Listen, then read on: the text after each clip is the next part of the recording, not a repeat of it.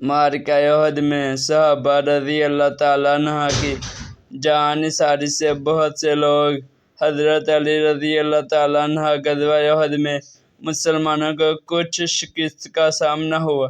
اس وقت کے مسلمان چاروں طرف سے کفار کے نرغے میں آ گئے، جس کی وجہ سے بہت سے لوگ شہید ہو گئے اور کچھ بھاگ گئے۔ نبی کریم صلی اللہ علیہ وسلم کو بھی کافر نے گھیر لیا اور یہ مشہور کر دیا تھا کہ حضور صلی اللہ علیہ وسلم شہید ہو گئے۔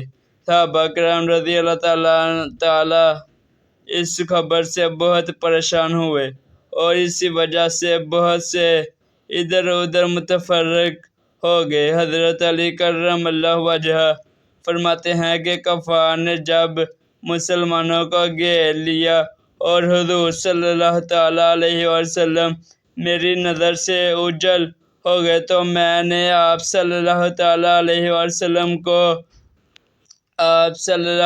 کو اول زندوں میں تلاش کیا، نہ پایا، پھر شہداء میں جا کر تلاش کیا، وہاں بھی نہ پایا، تو میں نے اپنے دل میں کہا کہ ایسا تو نہیں ہو سکتا کہ حضور صلی اللہ تعالیٰ علیہ وسلم لڑائی سے بھاگ جائیں۔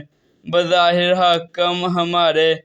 حق تعالیٰ ہمارے اعمال کی وجہ سے ہم پر ناراض ہوا، اس لیے اپنے پاک رسول اللہ صلی اللہ علیہ وسلم کو آسمان پر اٹھا لیا گیا۔ اس لیے اب اس سے بہتر کوئی اور صورت نہیں کہ میں تلوار لے کر کافروں کے جتھے میں گھس جاؤں، یہاں تک کہ مارا جاؤں۔ میں نے تلوار لے کر حملہ کیا یہاں تک کہ کفار بیچ میں سے ہٹتے گئے۔ میری نگاہ حضور صلی اللہ علیہ وسلم پر بے حد مسرت ہوئی۔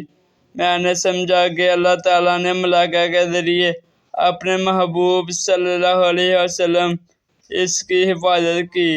میں حضور صلی اللہ تعالیٰ علیہ وسلم کے پاس جا کر کھڑا ہوا۔ حضور صلی اللہ علیہ وسلم نے فرمایا، علی ان کو روکو۔ میں نے تنہا اس جماعت کا مقابلہ کیا اور ان کے منہ پر پھیر دیا اور بعض کو قتل کر دیا۔ اس کے بعد پھر ایک جماعت حضور صلی اللہ تعالیٰ علیہ وسلم پر حملے کے لیے بڑھی۔ آپ صلی اللہ تعالیٰ علیہ وسلم نے پھر حضرت علی رضی اللہ تعالیٰ عنہ کی طرف اشارہ کیا، انہوں نے پھر تنہا اس جماعت کا مقابلہ کیا۔ اس کے بعد حضرت جبرائیل علیہ السلام نے آ کر حضرت علی رضی اللہ تعالیٰ عنہ کی اس جوان مردی اور مدد کی تعریف کی۔